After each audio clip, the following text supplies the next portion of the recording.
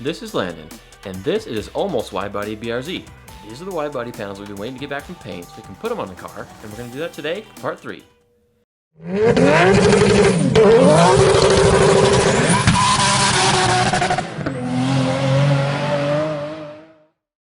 Welcome back, everyone.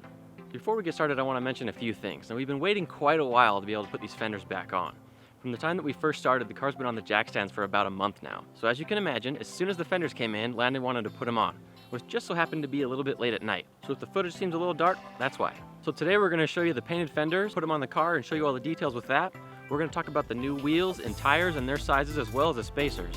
And then we're going to take a step back and look at the car once it's all installed. So make sure to wait till the end, because the best part's right then. And just in case what we show here isn't enough to satisfy your Widebody BRZ itch, I want to mention Landon's Instagram, which is rear-wheel drive Subaru for the win. You've been waiting, we've been waiting, it's going to look good, let's get started. Now that everything's been test fitted and we know everything fits alright, it's time to take everything back off and get it sent out to paint. With these self-tapping screws, doing that makes it pretty easy. Here's what everything looks like once you take the fender back off. You're left with these nice clean holes, and when we put them back on, they went on just as well as they did the first time. And here are the body panels now that they're back from paint. They ended up turning out really good. And now, because we've already drilled the holes and test fitted the fenders, all that's really left to do is to throw them on the car, and we don't really have to worry about scratching them or anything. You're going to be seeing a lot of this spoiler when we're putting the fenders on, so I guess I better mention it right now. It's the CFW full carbon trunk lid spoiler, and it matches the curve of the roof spoiler that's already on the car pretty well, which is cool. We also threw a bead of silicone around the edge. The spoiler's stuck on with 3M tape, and this bead will stop dirt or water from getting inside and making it not as sticky as it was before. Now for mounting the fenders. As you guys know, we're going to use this foam tape around the edges to create a little barrier between it, the fender, and the car. And we did have to use a little bit of super glue to get it to stick in place. For some reason it just didn't want to stick to the fender that well, but we basically just went around all of the outside edges of the fender. And as you can see, the foam here is pretty thick, it's pretty squishy, and it's pretty forgiving. Now here's what that foam stuff looks like once it's been mounted on the fender and put on the car. If I follow this line along the top here, you can see that it looks pretty straight, and any imperfection that would have been in the fender is eaten up by how squishy that foam is. It also makes the fender stick out a little bit further, which in my opinion is really cool. It's kind of the opposite of the whole flush mount thing. I don't know, it just accentuates it more and it makes it look a lot cooler in my opinion. Now for the other fender. Now if you look along these edges on the top, see that notch that's cut right there, and there's another notch we cut here? That's so that along the top, where you're going to see it the most, you can have one continuous line. On the edges here, it's not that big of a deal. Plus those curves are a little too much, those edges are a little too steep to be able to cut a notch and do that. Now here's what the other fender looks like after it's been mounted. There were a little bit more curves in this one on the front, but because we used that foam tape, it was able to eat it up, and you can't even really tell that it's there. I'll show you a little more detail going along this top line, and you can tell me what you think. There are some places, as you can see, where it's thinner and thicker than others. It's not really something that your eye is caught to or something that you notice. And like I said before, I think it just looks really cool. Now let's talk about waterproofing. We're going to use this garage liner here mounted to the stock fenders on both the front and the back, so it flares out and touches the outer fenders. It's not too much water from flipping up. We were able to utilize the stock fender liners, so that's good. And also because of the foam that we used around the outsides of the fenders, it's going to stop water from flying up in between the two panels and looking like there's a space in between there or something that water's getting in. Now onto the rear fenders. Same thing here, running the tape all the way along the edges, cutting notches where we can to make everything look nice and clean. Now around the hole for the gas cap, there really isn't much material where you can lay that strip there of the foam tape, so we went ahead and put it straight onto the car. Everything's coming together pretty quickly. Now that the rear fender's been mounted, let's take a look at what that looks like along this line here. Again, the foam tape kind of saved us in a few spots and kind of cleaned everything up for us.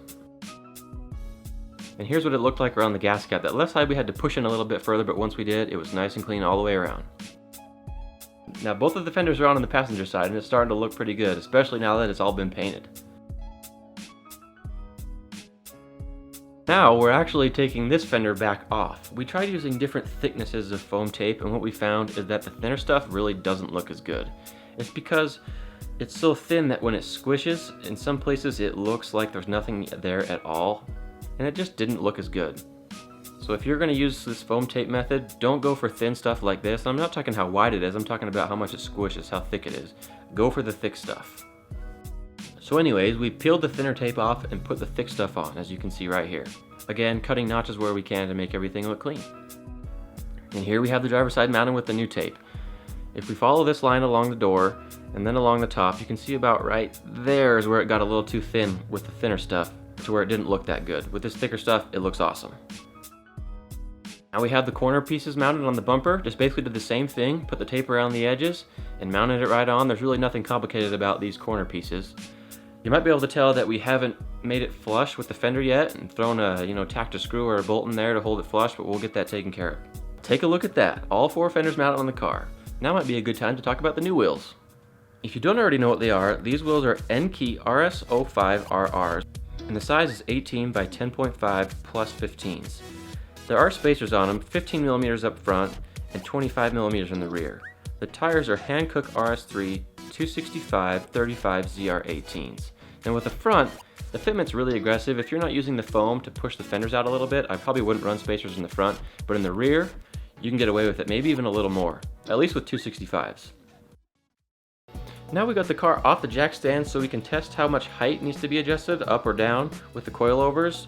We ended up having to raise it just a little bit for clearance issues. You can't even really tell that it was raised. In fact, it still looks lower than it was with the stock fenders on there, just because these fenders are so huge and wide. I'll give you a little bit better of an angle from the back so you can see just how our fitment ended up turning out. Pretty dang flush on the back and pretty dang flush in the front. Now speaking more on fitment, we didn't just throw the wheels on and everything was perfect. In the front here you can see the camber plates are almost maxed out all the way in, so there is some negative camber up front. Now for putting on these last pieces, the front corner pieces on the front bumper, you do have to trim a little bit of the bumper for clearance. Here you can see the tape line. This one's already been cut, but this might give you a good idea of where you'd have to tape if you were going to do the same thing yourself. To mention a few more things on fitment to hopefully save you guys some time, we had to take these fenders back off because the fitment was aggressive enough that with metal fenders, you usually can roll that little lip along the edge here, but with these obviously we couldn't do that because they're not metal. So we took the fenders back off the car and used that cutoff tool that we've been using to shave off that edge to essentially make them like rolled fenders so they fit a little bit better. If we didn't do this, when the suspension compressed or when you're turning the car, the tires could rub against the fenders and we didn't want that to happen. Now that all the 4 fenders have been cut and put back on the car, you can see right here that if the suspension compresses, it's not going to hit the fender at all. This is about, in my opinion, as aggressive as you can get with the wheel and tire and spacer combination while still being totally functional and not having any rub. So if you ask me, you really can't get much better fitment than what's up here. Look at that. What do you guys think? Super flush. Here you can also kind of see that corner that was cut in the front bumper now that it's mounted on. You know what it might look like. And because that corner piece isn't on yet, you can also see how freaking far these wheels stick out. Now we're at the point where I want to talk about something that we can't really show on video because you can't really knock it out usually in one go. And that is getting rid of tire rub. Once you're finished with the kit and you put your wheels and tires on, just turn your steering wheel to the left, turn it all the way to the right, and have a buddy look and see if it's rubbing or hitting anywhere. Then you can go to a parking lot or something that has kind of a steeper incline to get in and out. Basically what you want to do is drive in and out of that and let the suspension compress and see if the wheels are going to rub anywhere. You basically just want to simulate what real world driving would do so you can take care of it before you get out on the road. And like I said, you can't really usually knock it out in one go. You're going to be driving around and hear a little rub here and a little rub there, and you're going to need to figure out where it's coming from. All he had to do was cut out a little bit of the fender liner and hammer in a few spots of metal where it was hitting the tire when he turned. Now even though the fenders are on, the body's not quite finished. There's still a few more things that we have to do, but we wanted to show you the progress on how we've gotten so far and what it all looks like. Now look forward to a full feature in the future when everything's finished. Funny thing is, the new wheels that Landon got on his car actually came from another YouTuber whose name is Shane, and he also has a Widebody BRZ. His channel is called Hawaii Cali Vegas, Vegas with a Z. He's doing stuff I've never seen anyone do to a BRZ before, so make sure to go check him out. One more little thing I want to mention. A while ago, I made a video about the exhaust that's on Landon's car. And at the end of that video, I mentioned to stick around because Widebody was coming and maybe some boost. It just so happens that that maybe isn't a maybe anymore. So if you haven't already subscribed to the channel, make sure to click that button, and if you liked the video, let me know. Now here's your sneak peek on the newly Widebody BRZ. Thanks for watching. See you next time.